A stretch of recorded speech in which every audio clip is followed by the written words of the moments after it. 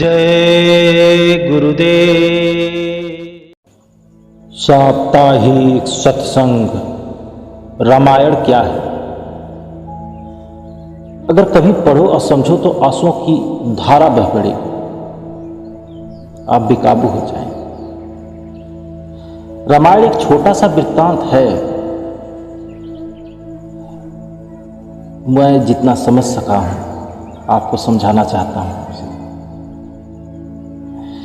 एक रात की बात है कि मां कौशल्या जी को नींद नहीं आ रही। वो महल में छत के ऊपर ठहर रहे थे कि आहट सुनाई दी। उन्होंने पूछा कौन? मालूम पड़ा कि सुतकृति उनकी सबसे छोटी बहू शत्रुघ्न की पत्नी है। माता कौशल्या जी ने उन्हें नीचे बुलाया। सुतकृति जी आई, चरणों में प्रणाम करके खड़ी हो गई। माता कौशल्या ने पूछा कि श्रुति, इतनी रात को अकेली छत पर क्या कर रही? क्या नींद नहीं आ रही? शत्रुघ्न कहाँ? सुतकृति की आंखों में आंसू आ गए। मां की छाती से लिपटी, गोद में सिमट गई। बोली, मां, उन्हें तो देखे बहुत वर्ष हो गए, 13 वर्ष हो गए उन्हें देखे। कौशल्या जी का हृदय कांप कर छटपटा गए। तुरंत आवाज लगाई, सेवक दौड़े आए। आधी रात की पालकी तैयार हुई। आज शत्रुघ्न की खोज होगी। मां चली। मालूम हुआ शत्रुघ्न कहाँ मिलेंगे? अयोध्या जी के जिस दरवाजे के बाहर भरत की नंदीग्राम में तपस्या होकर के तपस्वी होकर के वो रह रहे थे, उसी दरवाजे के भीतर एक पत्थर की शिला है। उसी शिला पर अपनी बाह की तकिया बनाकर लेटे। मां सिरहाने बैठ गई। बालों में हाथ फिराते हुए शत्रुघ्न जी के पास जब बैठी तो उन्होंने आंखें खोला। मां, उठे, चरणों में गिरे।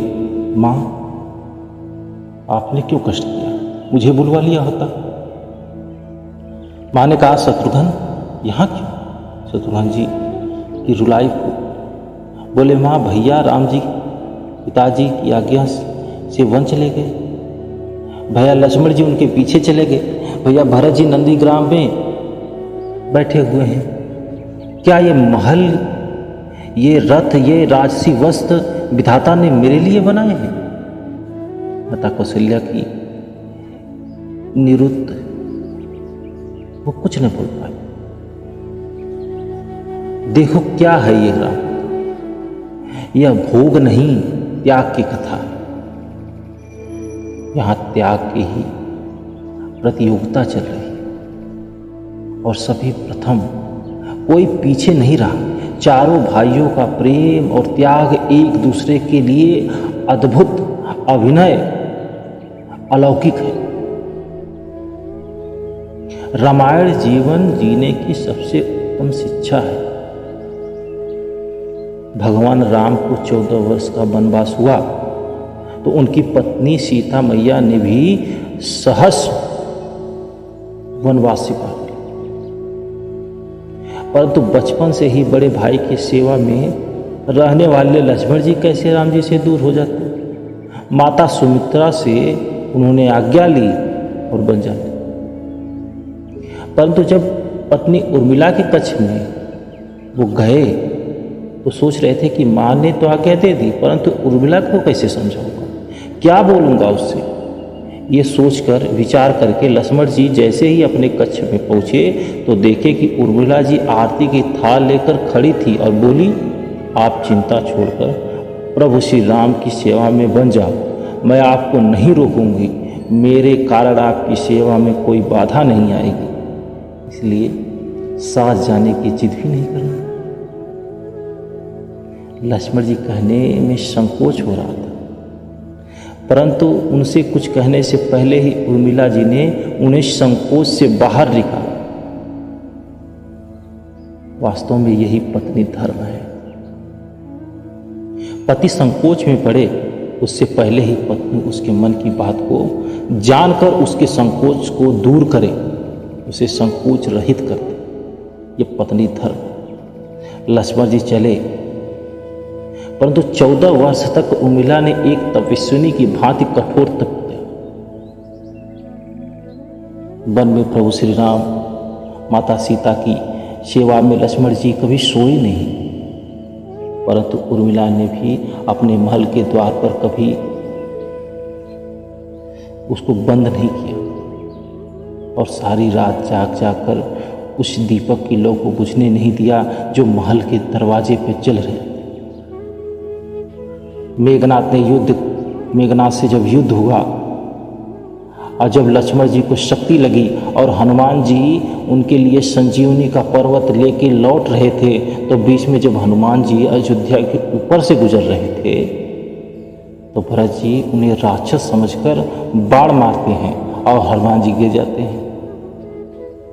तब हनुमान जी सारा वृत्तांत सुनाते हैं। सीता जी को रावण ने हर लिया है, लक्ष्मण जी युद्ध में मूर्छित हो गए हैं।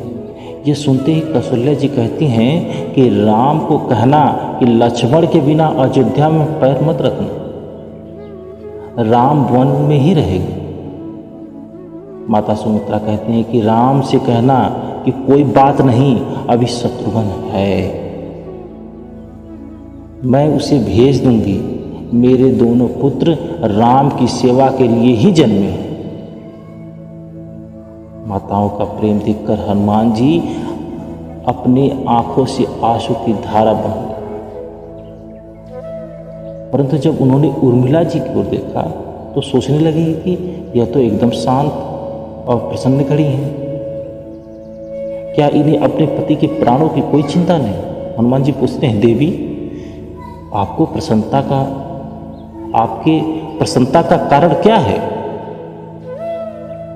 उसके पति के प्राण संकट में है, सूर्य उदित होते ही सूर्य कुल का दीपक बुझ जाएगा।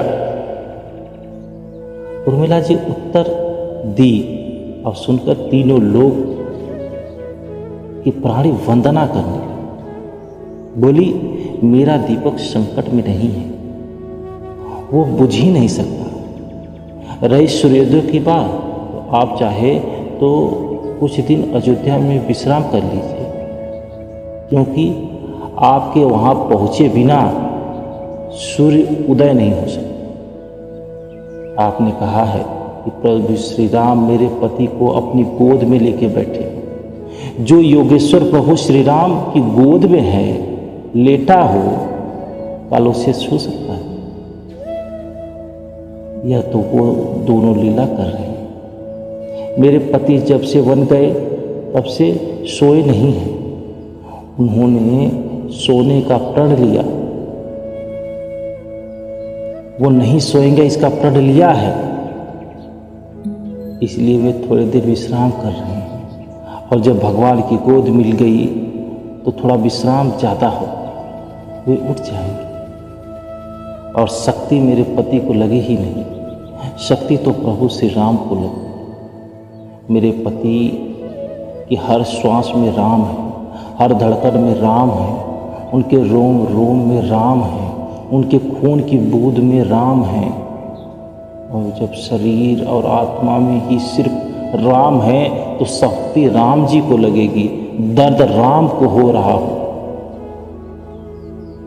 इसलिए हनुमान जी आप चिंता रहित हो जाए, सूर्य उदित नहीं होगा। राम राज्य की नींव जनक की बेटी ही रखे, कभी सीता तो कभी उल्टा। भगवान राम ने तो केवल राम राज्य का कलश स्थापित किया, परंतु वास्तव में राम राज्य इन सबके प्रेम, त्याग, समर्पण और बलिदान से ही आया। जिस मनुष्य में प्रेम, त्याग, समर्पण की भावना हो, उस मनुष्य में राम ही बसता है। कभी समय मिले तो अपने वेद, पुराण, गीता, भारत, रामायण को पढ़ने, समझने का प्रयास करिए। जीवन को एक अलग नजरिया मिलेगा। लक्ष्मण सा भाई हो, कौशल्या सी माई हो, स्वामी तुम जैसा मेरा रघुराई हो, नगरी हो अयोध्या सी, रघुकुल सा घराना हो, चरण हो राघव के जहाँ मेरा ठिकाना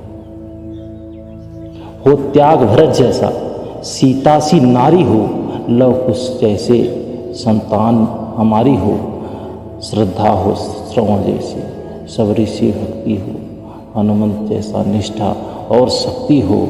ये रामायण है पुण्य कथा से राम। जय गुरुदेव।